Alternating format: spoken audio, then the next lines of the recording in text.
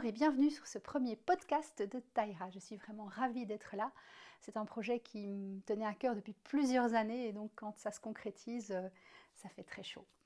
Je me présente, je m'appelle Christelle Deblon, j'ai fondé Taïra parce que je veux contribuer à un monde professionnel où chacun peut s'épanouir et contribuer au succès d'une entreprise et que ça fasse du sens. Pour ça, je fais du coaching, de la facilitation, des formations et j'écris énormément. Et puis ce podcast, c'est une nouvelle façon de communiquer avec vous. J'espère vraiment que ça vous plaira. Et mon objectif, c'est d'en produire un tous les mois. Donc, s'il vous a plu, abonnez-vous à la chaîne. Alors, ce podcast, il va être actif.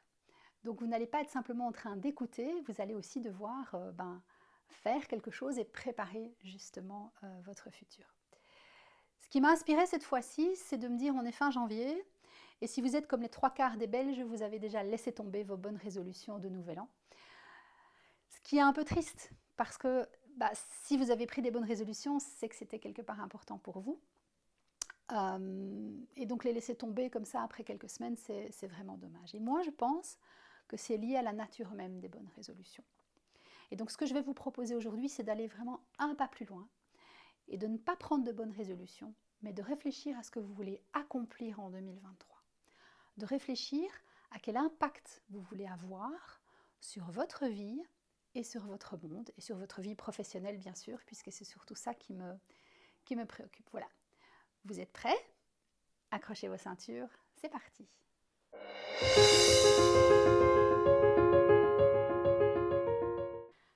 Connaissez-vous ce sentiment d'euphorie où quand seul ou avec vos collègues, vous avez atteint quelque chose, un résultat important, et bien tout d'un coup vous vous sentez bien, vous vous sentez les rois de la terre. Ce sentiment, il est tout à fait normal parce qu'il y a un lien très direct entre le fait d'atteindre des objectifs qui sont importants pour soi et le sentiment de bien-être et d'épanouissement. Il y a de nombreuses études qui montrent cela. C'est ce que j'appelle vivre avec intention et c'est bien illustré par une très belle phrase de Simon Sinek qui dit plus ou moins ceci. La plupart d'entre nous vivent leur vie par accident, ils vivent selon ce qui leur arrive, mais le vrai accomplissement arrive quand on vit sa vie selon un but. Alors, trouver le but de sa vie, c'est un trajet de très longue haleine.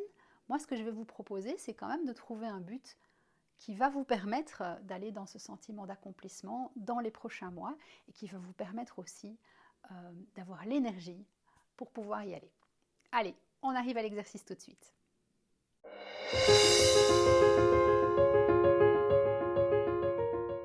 Alors, l'exercice, comme je vous le disais, vous allez avoir besoin déjà d'un papier et d'un crayon. Vous allez avoir besoin d'un petit moment seul avec vous-même.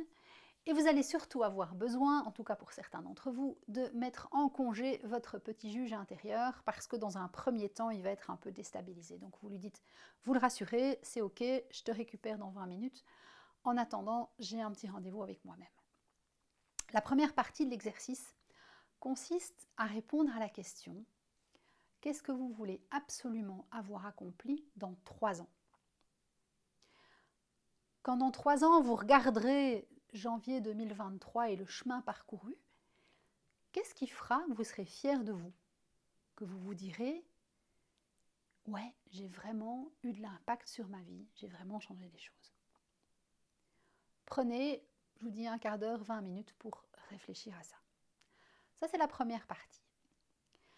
La deuxième partie, elle est tout aussi importante que la première, c'est de mettre le résultat par écrit. Je vous donne un exemple. Supposons que je décide dans 3 ans, pouvoir courir le marathon de New York. Je vous rassure, ce n'est pas mon rêve, je suis totalement incapable de faire ça. Mais c'est un exemple assez frappant. Donc, si je me dis dans 3 ans, je vais être capable de courir le marathon de New York, à quoi ma vie va ressembler dans 3 ans? Probablement que j'aurai complètement changé mon alimentation, je vais courir 2-3 fois par semaine, j'aurai peut-être rejoint un club de jogging, je serai peut-être moi-même devenue coach de sport, qui sait. Voilà, tout ça vous mettez par écrit. Et vous mettez par écrit de manière la plus précise possible et au présent. comme si vous y étiez. C'est la première façon de faire. Si vous n'êtes pas très littéraire ou si vous êtes plutôt créatif ou visuel, vous pouvez aussi faire un mood board. Je vais vous montrer dans une seconde ce que c'est un mood board, à quoi ça pourrait ressembler. Et donc c'est un collage d'images qui représente, si vous voulez, le but à atteindre, l'objectif. C'est la deuxième partie. Alors pourquoi est-ce qu'elle est importante, cette deuxième partie? Eh bien, elle a deux raisons fondamentales. La première raison, c'est qu'elle va vous permettre de prendre conscience de tout ce que vous devez faire pour atteindre votre objectif. Ça va concrétiser votre objectif et ça va vraiment vous permettre de dire est-ce que je suis vraiment capable de faire ça? Aller courir 3 ou 4 fois par semaine, est-ce que ça tient dans mon agenda et dans ma vie actuelle? Ça, c'est la première raison. La deuxième raison, c'est que dès le moment où c'est mis par écrit, c'est une sorte d'engagement envers vous-même. Ça veut dire que ça va être un petit peu plus difficile d'y revenir et de se dire « oui, mais en fait, ce n'était pas tout à fait ça que je voulais dire ». Donc voilà, prenez un quart d'heure, 20 minutes pour vraiment réfléchir à ce que vous voulez atteindre. Et puis, prenez du temps pour le mettre par écrit, soit de manière littéraire, soit via un mood board.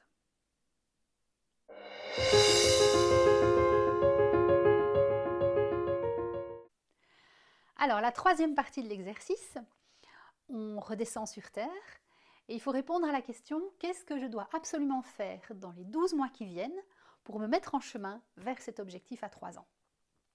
Si je reprends mon exemple du marathon, c'est évident, il va falloir commencer à s'entraîner ou augmenter le rythme de l'entraînement. Mais il va peut-être falloir aussi se renseigner sur le budget, combien ça va vous coûter ce marathon. Et donc, est-ce que vous devez mettre de l'argent de côté et préparer ça?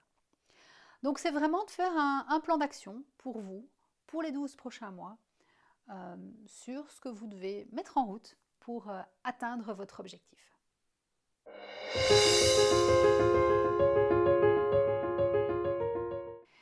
La quatrième partie, c'est celle qu'on loupe toujours. Mais moi, j'ai un petit secret. Quand on prend ces résolutions de nouvelle année, on y pense une fois, on se dit « je vais faire ci, je vais faire ça », et puis ça reste dans un tiroir. Le secret du succès pour y arriver, c'est d'y revenir régulièrement. C'est que ça reste quelque chose d'important dans votre esprit. Ça doit être une priorité pour vous. Et le meilleur moyen pour que ça reste une priorité pour vous, c'est de prendre régulièrement des rendez-vous avec vous-même. Et pour ça, votre meilleur allié, c'est votre agenda. Par exemple, vous pourriez vous faire une réunion récurrente, au minimum tous les mois. Plus que ça, ça ne marchera pas. Et de vous dire, voilà, tous les mois, je vais prendre un moment avec moi pour faire le point où j'en suis en fonction de mes objectifs. Par exemple, j'avais prévu pour juin de pouvoir courir 10 km en 1 heure. On est en juillet, je suis toujours à 8 km. Qu'est-ce qui se passe? Est-ce que je dois un petit peu adapter mon rythme d'entraînement? Est-ce que je dois me mettre d'autres objectifs ou d'autres moyens? Pensez aussi à un moment qui vous convient. Par exemple, moi je suis indépendante, donc le dernier jour du mois, le premier jour du mois, c'est les moments de la comptabilité, des factures. Ce n'est pas le moment idéal pour moi de faire le point. Je vais plutôt planifier ça le 3e mercredi du mois en début de soirée, un petit moment où je vais voir où j'en suis par rapport à mes objectifs. Mais c'est vraiment la régularité et le fait d'y revenir régulièrement qui va faire que votre objectif va rester présent dans votre esprit et qui va faire que vous allez avancer sur votre route.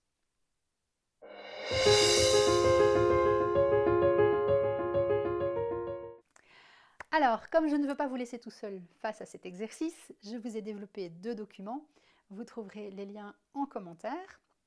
Ils vont vous aider à un peu faire le tri dans tout ça et à aussi identifier qui va vous aider et les ressources que vous avez à disposition. Pour résumer, pour aller au-delà de vos bonnes résolutions, pour avoir un sentiment d'accomplissement en 2023, je vous propose 4 étapes. Première étape, qu'est-ce que vous voulez avoir atteint d'ici 3 ans? Qu'est-ce qui vous rendra particulièrement fier d'avoir accompli? Deuxième étape, décrivez cela précisément, soit par écrit, soit dans un mood board. Troisième étape, qu'est-ce que vous devez mettre en œuvre en 2023 pour vous lancer dans cette direction? Et dernière étape, revenez-y régulièrement, au minimum une fois par mois. Voilà, j'espère que ce podcast vous aura plu, inspiré. Si c'est le cas, eh bien, abonnez-vous. N'hésitez pas à laisser des questions, des commentaires. Partagez-le aussi si vous l'avez aimé. Et je vous dis à très bientôt.